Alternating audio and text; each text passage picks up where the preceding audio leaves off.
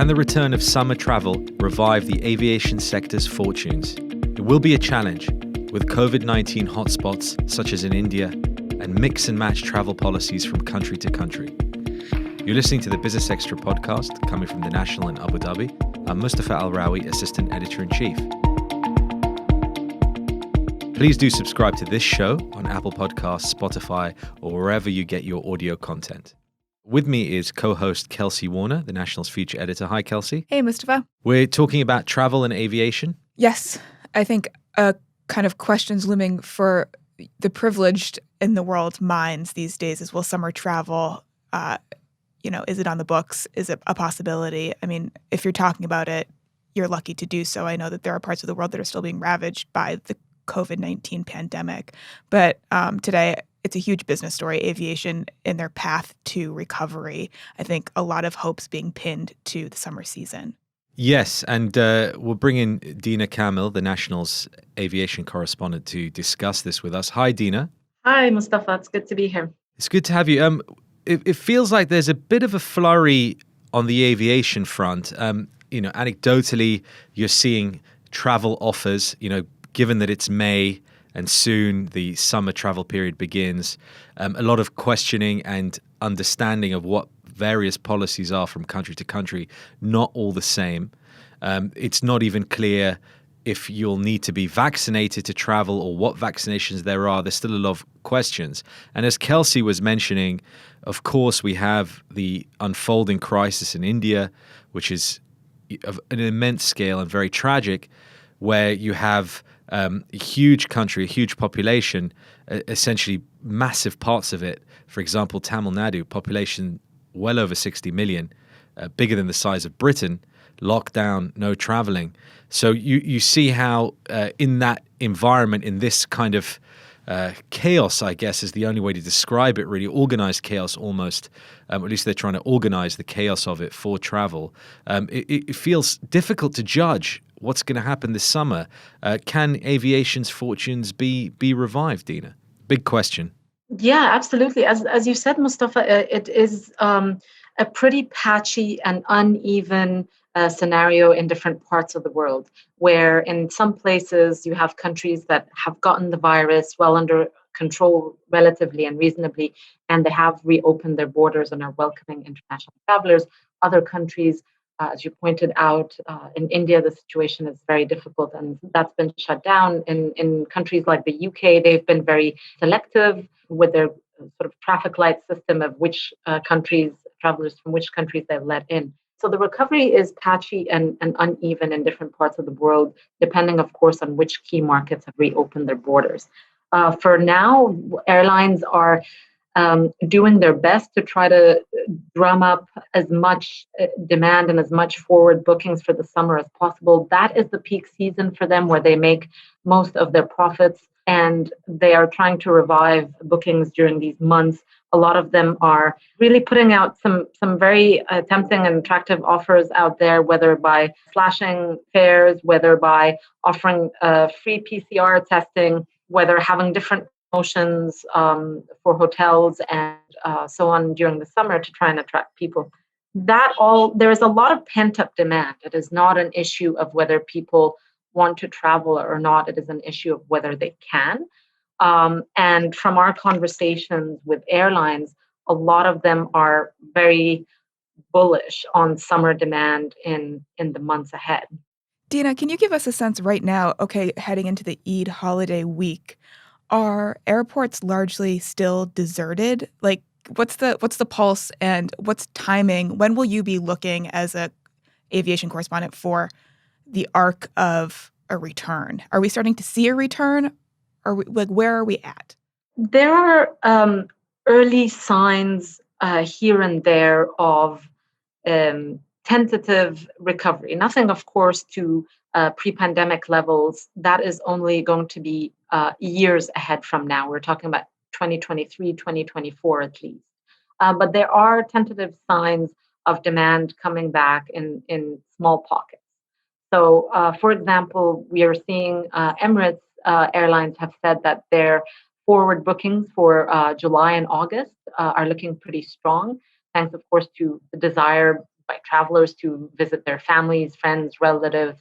Um, and in anticipation of that demand, Emirates has said that it is considering adding up to 40 Airbus A380s, their largest passenger aircraft, adding more of those in the summer, depending on demand.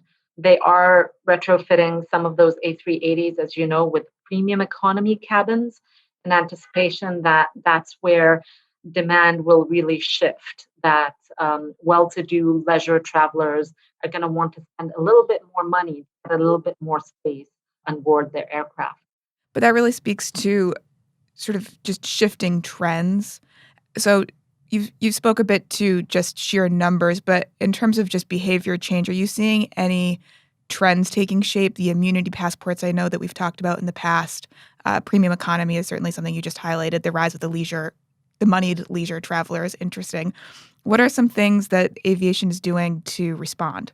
Definitely, for example, Emirates is, as we've talked about, pushing to upscale its economy class to premium economy. They're anticipating that shift in demand once the industry emerges from the coronavirus crisis. Those are cheaper than the business class, but just to give you a little bit more room and space than economy. A lot of airlines, especially Etihad Airways, they've been very vocal about the importance of wellness programs. So they have said that Etihad Airways CEO Tony Douglas has said that digital health passports are going to be a rite of passage for the industry, that these are essential to get the industry recovery up and running again as smoothly and as easily as possible. The International Air Transport Association, IATA, has really pushed for these digital health passes. Essentially, it allows travelers to show proof that they've been tested for COVID, they've been vaccinated. It allows you to do that digitally, so they're in order to avoid these huge lineups at the airport. That's a nightmare scenario for airlines and airports. So these are really some of the key things that the industry is looking at to restart travel. All of it being sort of touchless, seamless experience, coming with a lot of investment in digital technology, and also a lot of thinking about how to build back better from the pandemic in terms of greener and more sustainable ways of traveling and of being a more conscious tourist. Deena, I was reading one of your pieces at thenationalnews.com about the competing trends on international travel versus domestic travel. It's two scenarios playing out. Domestic travel looks quite robust, relatively speaking, but international travel remains a little bit soft in comparison. Is that likely to play out now over the next few months? Correct. That is the scenario at the moment. We are seeing that domestic markets in different countries around the world are recovering much faster than international travel. That's lagging far behind. So you've got large domestic markets in China. That's leading the way in domestic travel recovery. In Russia, in the U.S., in Australia, where people are more comfortable traveling within their own countries in order to avoid any unpleasant surprises with border closures. Unfortunately, international travel is still lagging behind. But IATA's economists, these are people who spend a lot of time studying data and trends.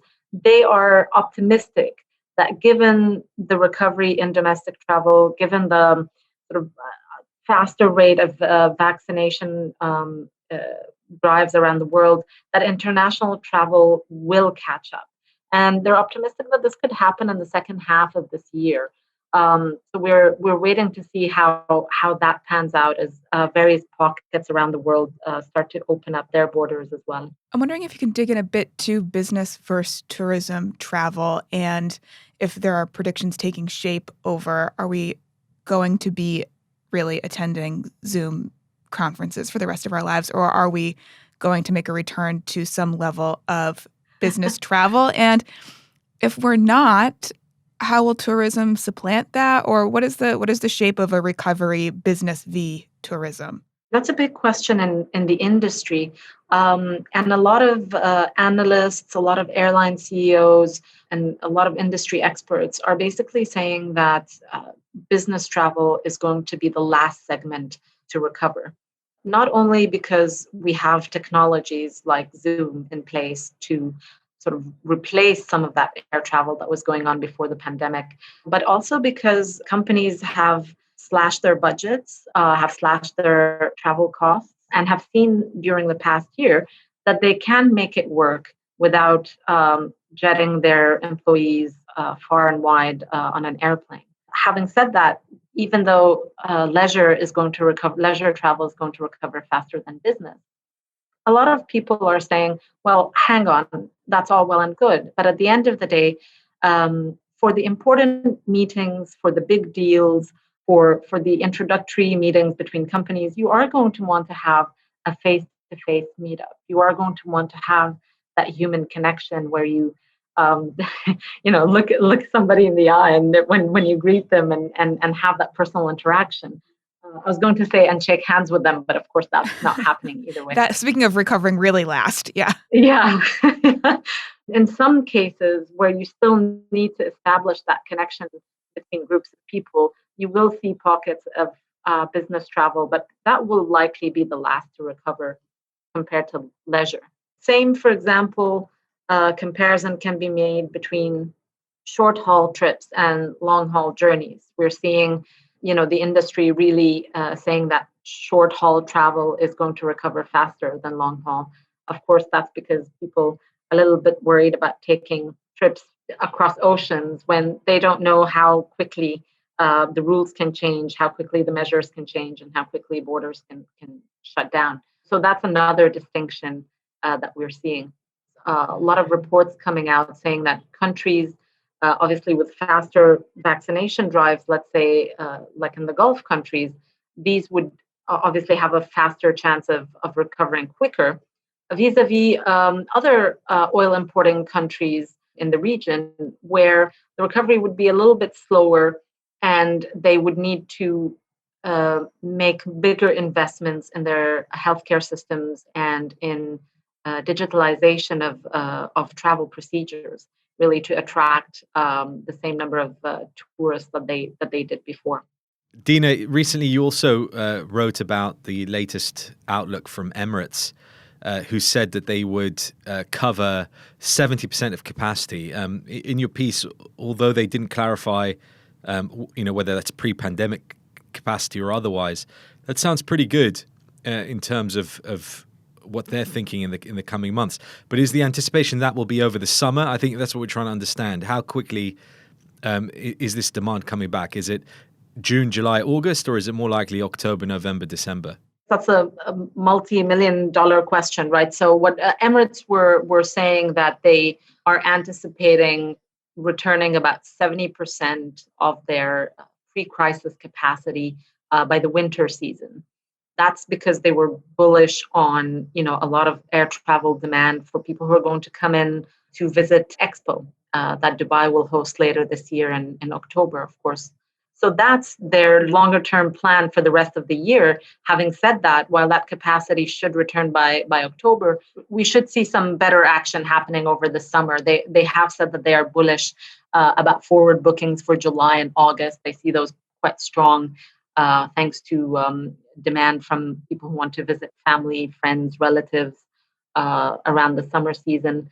So it seems like there is a buildup. The Emirates Airlines president, Tim Clark, has said that he is hopeful of a revival in demand during the summer.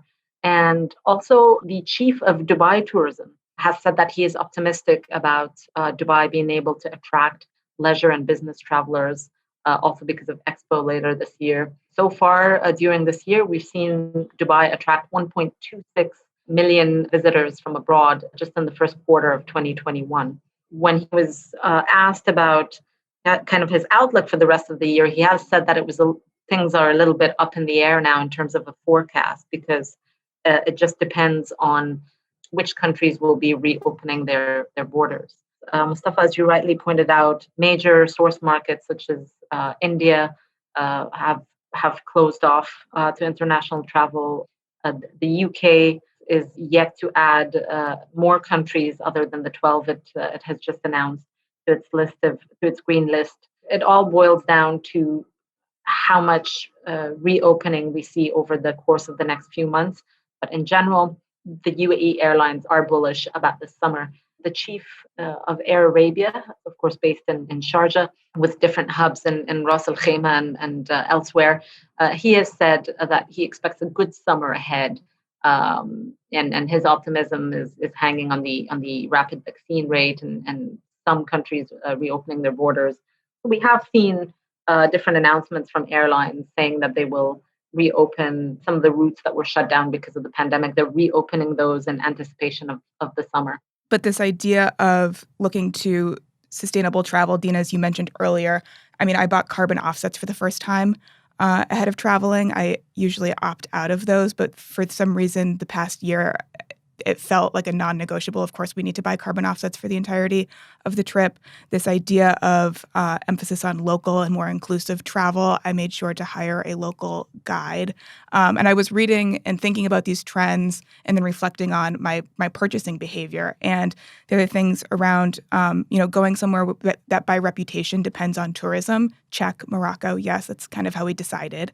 And then this idea of financial protection and de-risking your travel. So opting into, booking through third-party vendors that can offer 100% refunds, that offer free cancellations up to the minute. So those four across the board: carbon offsets, localization, this idea of depending on reputational tourism hubs to return to first, and financial protection. Those four things, in my mind, future of travel, those are the four things to watch. And I personally felt, I did all of those things. I'm already being the predictable consumer millennial that we all expect me to be. But those are the things that I think will endure past these first few months and everything else. And I'm really skeptical, honestly, of the digitalization drive, because I will be heading to the airport with a full folder of printed out documents as well. Well, I think it's good to be careful. But I mean, you raise a very valid point, which is some things will have changed immeasurably. We're still working out what they are. What is a short-term fad to do with, a crisis and our reaction to it? What will be long-term changes? Yeah. Yeah. So in most of my lifetime, aviation has been going the way of fast food, in the sense of it's becoming more and more open, more and more commoditized, cheaper and cheaper for a long time. So you take flights like, you order your cheeseburger or your vegan burger, whatever it is. But it strikes me now that's changing for a number of reasons. The coronavirus pandemic may have triggered it, but then other trends such as climate change awareness and sustainability considerations come into it. So it feels like, and Deena, I'll let you have the last word on this, it feels like we may not know exactly what this next period is going to look like, but that it will look quite different from the last few years that we've had. The pandemic is going to radically change the travel landscape, whether in terms of shrinking market of fewer airlines, whether in terms of changing consumer behaviors and preferences, like we've seen with Kelsey. Hats off to her for being a conscientious traveler.